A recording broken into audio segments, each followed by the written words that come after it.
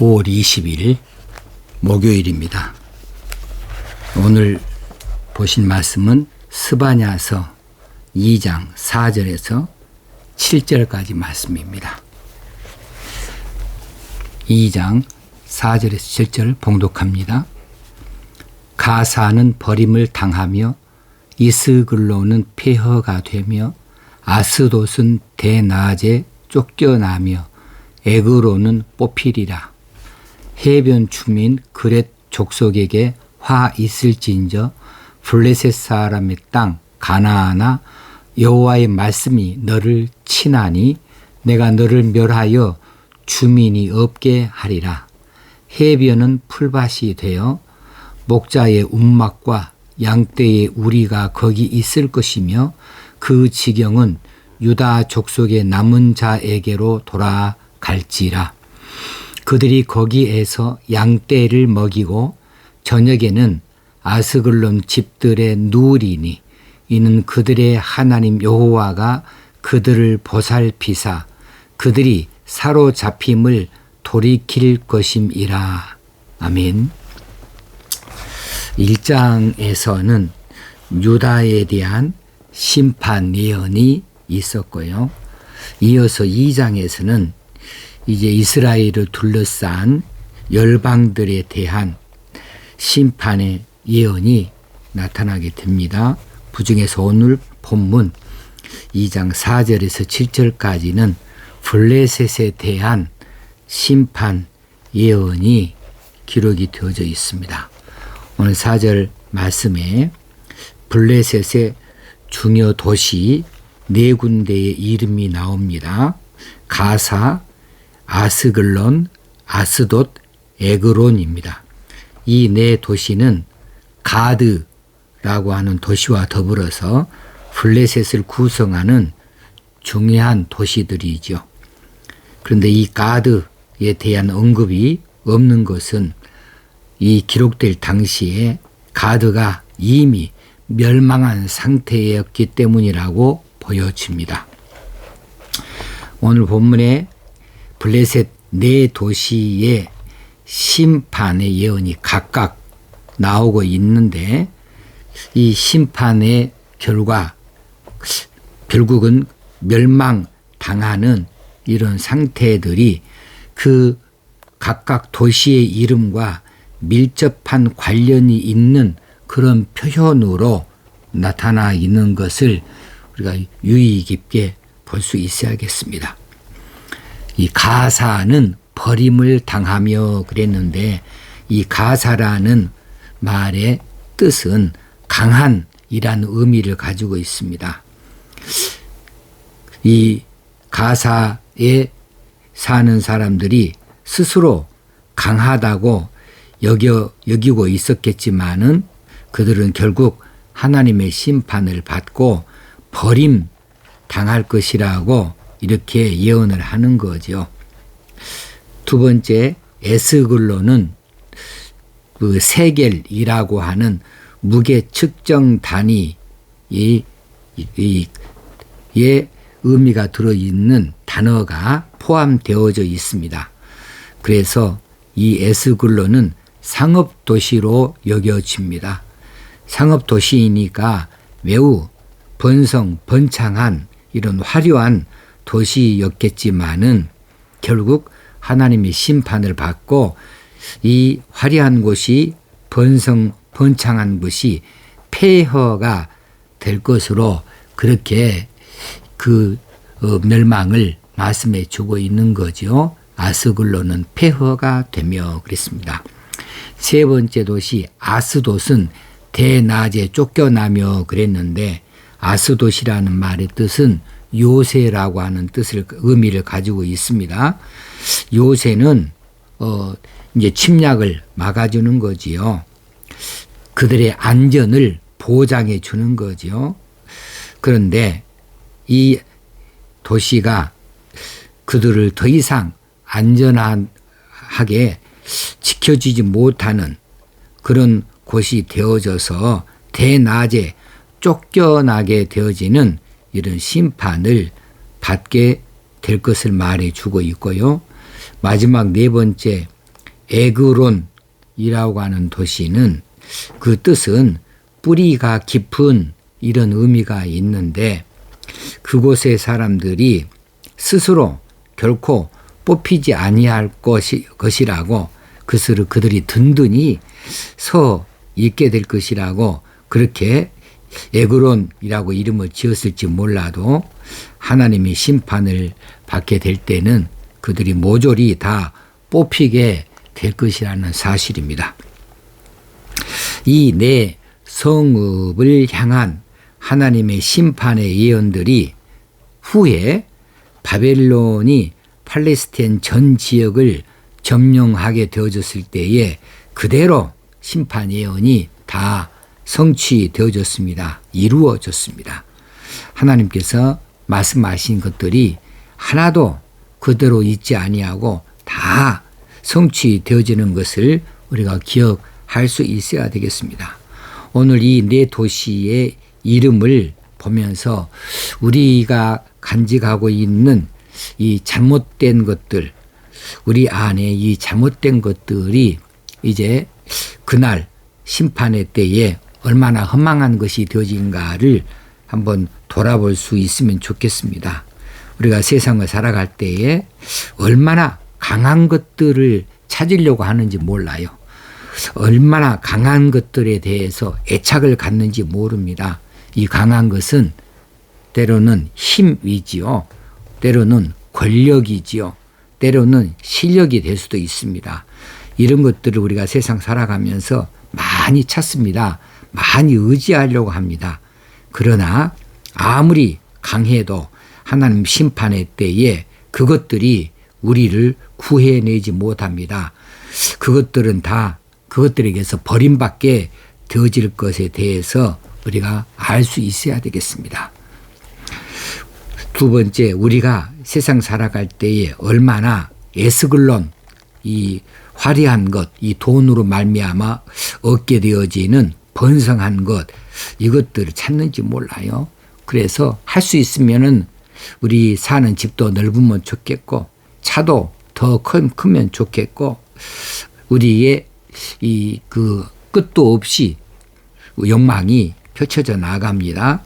그런데 아무리 이처럼 돈이 많고 돈이 무겁게 있어도 심판의 때에 이 번성한 것들이 이 돈으로 말미암아 얻어낸 것들이 다 폐허가 된다는 사실입니다.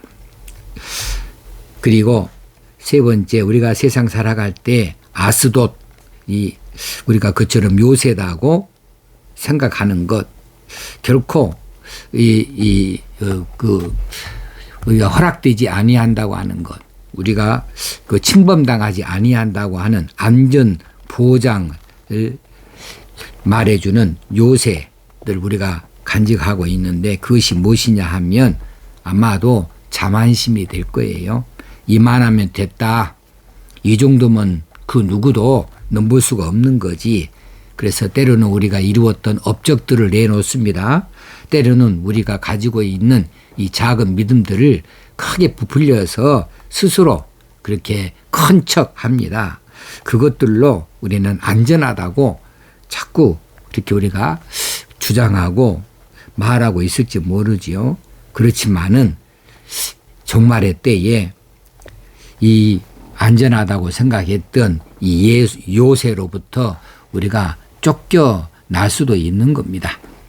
마지막으로는 우리가 세상 살아갈 때에 에그론이라고 하는 것들을 우리가 붙잡을지 몰라요. 에그론은 뿌리 깊은 것, 이런 의미가 있다고 했지요. 그래서 우리가 뿌리 깊이 심어져 있는 것이 무엇일까? 어쩔 때는 우리가 가지고 있는 가치관입니다. 세상적인 가치관. 또 혹시는 공명심이나 명예심도 될 수 있겠고요. 우리가 결코 꺾어내지 못하는 고집 부리는 것, 결코 돌이키지 아니하는 그런 것들이 이제 잘못된 것이라면 우리 종말의 때에 여지없이 다 하나님 앞에서 뽑혀지고 말 것이라는 사실입니다. 그래 우리가 이 종말의 때에 하나님 앞에 드러날 것은 무엇입니까? 오로지 믿음입니다. 믿음 하나 하나님 앞에 우리가 인정받게 되어질 것이에요. 6절 7절에 보면 하나님께서 블레셋을 심판하신 후에 그 다음에 어떠한 일이 일어날 것인지에 대해서 말씀해 주고 있는데 블레셋의 도시들이 있던 바로 그 자리 그곳들이 풀밭으로 변하고 양떼의 우리와 목자의 움막이 거기 있게 될 것이라고 말해 줍니다. 참 평화로운 목가적인 분위기의 글들이 이 문장이 거기에 등장하고 있어요. 이전에 블레셋의 도시로 있었을 때에는 그곳들이 요란한 곳이었습니다. 추악한 모습들이었습니다. 그런 땅이었습니다. 그런데 이제 심판 이후에는 그 땅들이 변하여서 조용한 곳이 되어지고 평화로운 곳이 되어질 것이에요. 그래서 양떼들이 풀을 뜯는 곳이 되어지고 양떼들이 우리에 들어가는 자리가 되어질 것이라는 사실이지요. 자, 그 지경은 본문에 보니까 7절에 유다족 속의 남은 자들에게 돌아갈지라 그랬습니다. 유다족 속의 남은 자가 누구일까? 곧 바벨론 포로 생활에서 돌아오는 자들, 그들에게 이 지경이 그 땅들이 돌아갈지라 그랬어요. 자, 이들은 바벨론 포로 생활을 통하여서 그 고통스러운 이 포로 생활을 통하여서 이전에 자신들의 죄악된 삶을 얼마나 많이 통렬하게 회개했을까요? 선민으로서 여호와를 실망시켜 드렸던 이 과거를 얼마나 후회했을까요? 그리고 이제는 그런 과거를 청산하고 살아야 되겠다 다짐하고 결심한 이런 남은 자들입니다. 이제 그들에게 이 약속의 땅이 주어지는 것이지요. 하나님의 은혜와 은총으로 그 약속의 땅으로 돌아오게 되어지고 또 그 땅을 얻게 되어질 것입니다. 이제는 그 땅에서 이전과는 전혀 다른 삶을 살아야 되겠지요. 전혀 다른 모습으로 하나님 앞에서 살아야 되지 않겠습니까? 왜냐하면 그 땅은 하나님이 주신 땅이요. 평화로운 땅이요. 은혜로운 땅이기 때문에 그렇습니다. 그래서 그들은 이 조용한 땅, 평화로운 땅, 은혜로운 땅, 이 풍성한 땅의 주인됨을 무엇으로 보여주는가? 삶으로 보여줘야죠. 여호와 앞에서 어떤 삶을 사는가? 삶으로 보여줘야 할 것입니다. 하나님께서 우리에게 이런 은혜를 주셨습니다. 우리가 이스라엘 백성들처럼 하나님의 선민 이스라엘 백성들에게 약속하셨던 젖과 꿀이 흐르는 약속의 땅 가나안을 약속을 받았던 것처럼 우리도 장차 영원한 복락의 나라 천국을 약속받았습니다. 하나님이 약속하시고 예비하신 그곳 이 천국은 이 땅에서처럼 요란한 곳이 아닙니다. 시끄러운 곳이 아닙니다. 이 땅에서처럼 거짓과 다툼과 미움과 폐허가 있는 곳이 결코 아닙니다. 평화롭고 아름답고 사랑이 넘치는 곳이 되어지죠. 그곳에는 죄가 없습니다. 미움도 다툼도 없습니다. 그곳에는 허영도 없는 곳입니다. 우리가 그런 복된 평화의 나라, 평화의 동산에 들어가도 될 만큼 지금 합당한 삶을 살고 있는가라고 우리 스스로를 돌아볼 때에 그 나라에 들어갈 확신은 있으나 현실적으로 아직도 우리는 청산하지 못한 죄의 찌꺼기가 남아있구나. 이런 것들을 우리가 부인할 수가 없을 것입니다. 하나님께서는 우리로 하여금 그 땅에 합당한 백성으로 삼고자 그 찌꺼기들, 그 누더기 같은 것들을 벗겨버리시려고 때로는 우리 삶에 춥게도 하시고 덥게도 하시고 고통스럽게도 하시는 역사를 나타내십니다. 그것은 결국 우리를 돕고자 하시며 우리를 위하신 일들이죠.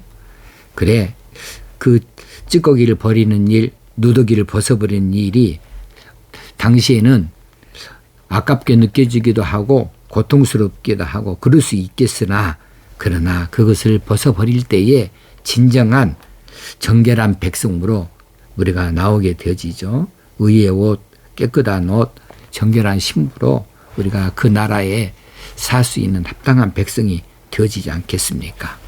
이제 우리가 그 날을 바라보는 자들로서 지금 우리는 함부로 살아도 되는가? 결코 그것이 아니죠. 그 나라의 합당한 백성으로 하나님 앞에서 살아야 되죠. 하나님 존전에서 그렇게 살 수 있어야 되죠. 오늘도 그런 삶을 살 수 있도록 하나님께서 우리에게 주시는 이런 작은 이 일들을 우리가 감사로 받아들일 수 있어야 되겠습니다. 또 우리가 하나님께서 이렇게 말씀하시기 전에 우리 스스로가 돌이키고 고치고 또 새롭게 되어져서 하나님 기뻐하시는 자로 날마다 저 높은 곳을 향하여서 나아갈 수 있는 사람들, 그런 성도들이, 믿음의 성도들이 다 되어줄 수 있어야 되겠습니다. 오늘도 우리에게 선물처럼 주신 이 하루를 감사로 받으십시다. 감사로 이 하루를 누리십시다. 하나님이 기뻐하신 날로 삼을 수 있게 되어지길 바랍니다. 기도하겠습니다. 하나님 아버지 은혜와 사랑을 감사합니다. 오늘도 우리에게 주어지신 말씀을 받아들이고 이 말씀이 합당한 자로 살 수 있기를 간절히 원합니다. 오늘도 우리 마음을 새롭게 하여 주시옵소서. 예수님의 이름으로 기도합나이다. 아멘. 정결한 마음 주시옵소서. 정결한 마음 주시옵소서. 오 주님, 정직한 영을 새롭게 하소서. 정결한 마음 주시옵소서. 오 주님, 정직한 영을 새롭게 하소서. 나를 주님 앞에서 멀리하지 마시고 주의 성령을 거두지 마옵소서. 그 구원의 기쁨 다시 회복시키시며 변치 않는 맘 내 안에 주소서. 변치 않는 맘 내 안에 주소서. 오늘 하루도 하나님 기뻐하신 날로 행복한 날로 살아드리십시다. 감사합니다.